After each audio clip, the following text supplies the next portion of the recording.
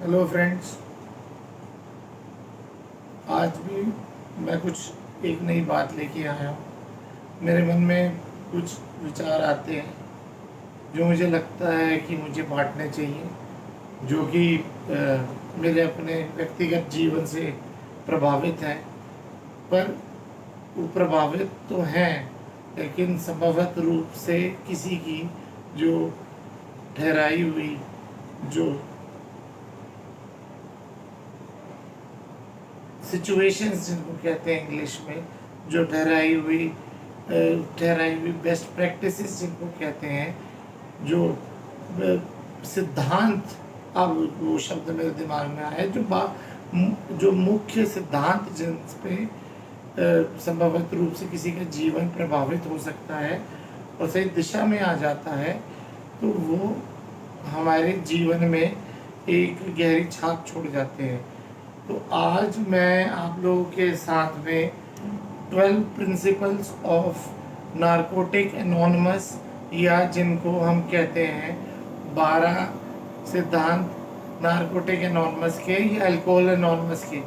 Basically जो substance abuse है वो एक रोग है। अत्यधिक नशे के सेवन से हमारा दिमाग जो है वो ख़राब हो जाता है, उसमें प्रॉब्लम्स आ जाती हैं और उसमें ऑब्सेसिव कंपल्सिव डिसऑर्डर या शॉर्ट टर्म मेमोरी लॉस, इस तरह की चीज़ें होती हैं, क्योंकि हमारी ब्रेन पे वो इफ़ेक्ट करती हैं। हमारी ब्रेन के जो हैप्पी हार्मोन्स हैं वो कम हो जाते हैं।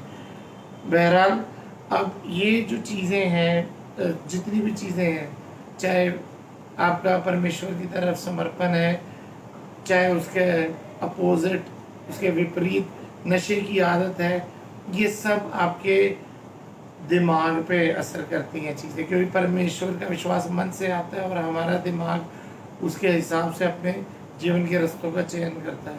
और उसी प्रकार से जब नशा हमारे जीवन में अपनी जगह बना लेता है, जैसे शैतान की जो सबसे चुनी हुई चीज़ नशा है, जब उस चीज़ को वो अपना हथियार बना लेता है और इंसान के ऊपर जब वो काबू कर लेता है, तो हमारे जीवन में सब कुछ गड़बड़ हो जाता है। तो मैं आप लोगों के बीच में ये 12 कदम शेयर कर रहा हूँ, इन्हें समझिए और ये जानिए कि ये हमारे लिए जानना ज़रूरी क्यों है। पहला सिद्धांत है, हमने कबूल किया कि अपनी एडिक्शन पर हम शक्तिहीन थे, कि हमारा जीवन अस्त व्यस्त हो गया था। या मैं इसे इंग्लिश लैंग्वेज में बोलता हूँ, we have accepted that we were helpless in front of our addiction. As a result, our life was completely haphazard. ये सच्ची बात है। अगर कोई इंसान नशे में है तो सब कुछ गड़बड़ हो जाता है। तो दूसरा वचन है, हमें विश्वास हुआ कि हमसे बड़ी शक्ति हमारी सद्बुद्धि पुनः स्थापित कर सकती है। We believed that one supreme power is there which can restore our consciousness. ये सेल्फ एक्सप्लेनेटरी है, समझ सकते हैं। अब सद्बुद्धि स्थापित करने वाला जो सबसे बड़ी शक्ति कौन है, सुप्रीम बीइंग कौन है, परमेश्वर है। तो एक विश्वासी के जीवन, जब एक इंसान मदपान में या किसी बुरी आदतों में पड़ा हुआ है, तो परमेश्वर का मार्ग सकेत मार्ग है। वचन कहता है, हे परमेश्वर में सकेत मार्ग पे चलाओ, धरती के मार्ग तो सरल है। परमेश्वर का रास्ता तो कठिन है, लेकिन मुक्ति का मार्ग है। हमने अपनी इच्छा और अपने जीवन को अपनी समझ के ईश्वर की देखभाल में सौंपने का निश्चय किया। We decided that we will dedicate our life to the God that we believe in. उसी रास्ते पे आज एक विश्वासी चल रहा है, क्योंकि उसका गुजरा हुआ अतीत जो था वो बहुत बड़ा नशे में तो नहीं था, पर उससे प्रभाव पड़ा है मेरे जीवन में, बहुत सी चीज़ों का प्रभाव पड़ा है, लेकिन अब मैं संभल गया हूँ और इन चीज़ों का मैं महत्व समझता हूँ। हमने अपनी एक खोजपूर्वक और निडर नैतिक सूची बनाई। We made are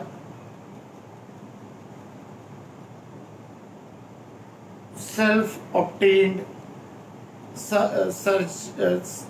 searched list. ये एग्जैक्टली इंग्लिश अनुवाद इसका कुछ और हो सकता है, पर वो एक सामान्य भाषा के स्तर पे मैं उसको ट्रांसलेट कर रहा हूँ, ताकि जहाँ हिंदी बैरियर आए तो इंग्लिश वाले समझ सके, और इंग्लिश वाले हिंदी समझ लेते हैं फिर भी, क्योंकि ये चीज़ें मैंने कई बार इन चीज़ों का सामना किया है कि लैंग्वेज बैरियर होता है। हमने ईश्वर से और अपने आप से और दूसरे किसी एक व्यक्ति से अपनी गलतियों का सही स्वरूप कबूल किया।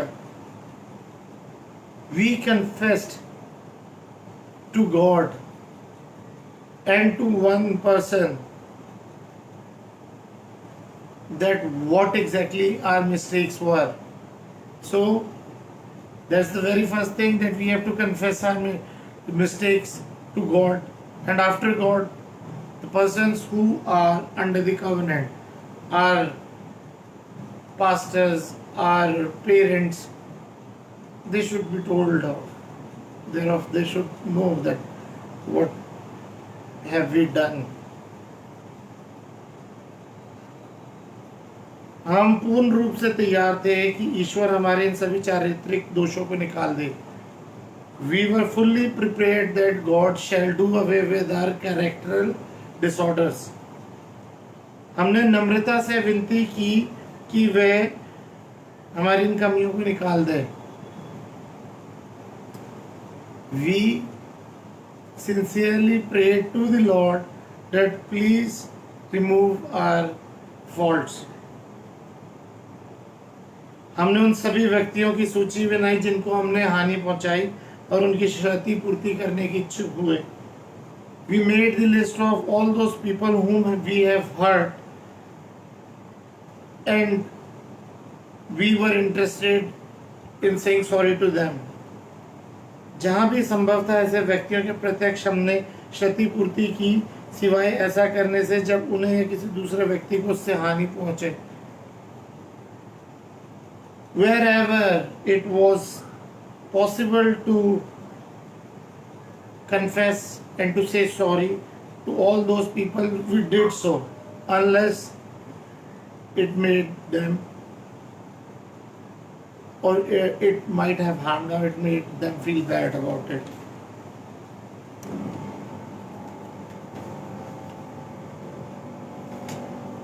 प्रार्थना और ध्यान के द्वारा हमने अपनी समझ के ईश्वर से सचेत संपर्क बढ़ाना चाहा और अपने लिए उसकी इच्छा का ज्ञान और उसे पूरा करने के लिए प्रार्थना की। With prayer and meditation, we try to make an intimacy, a close relationship with our God. And we try to increase our knowledge as per required, and we also made prayer to get the energy for that. So in probably what I'm trying to say here is,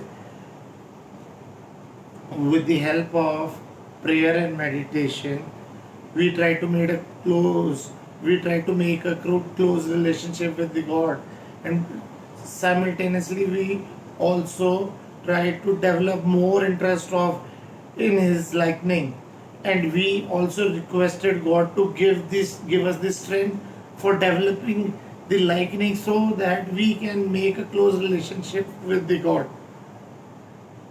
इन कदमों के परिणाम स्वरूप आध्यात्मिक जागृति होने पर हमने एडिक्टों तक ये संदेश पहुंचाने की और उन सिद्धांतों को अपने जीवन के हर कार्य में अमल करने की कोशिश की। With the help of these steps, with this with the help of these subject. As a result, we had spiritual awakening, and after that we decided to send across this message to all the people who are in the hour of need. Probably here people who are in addiction, or people whose family members are addicted. And not just that, no, we did not confine ourselves till that. We try to implement these principles in every corner of our life.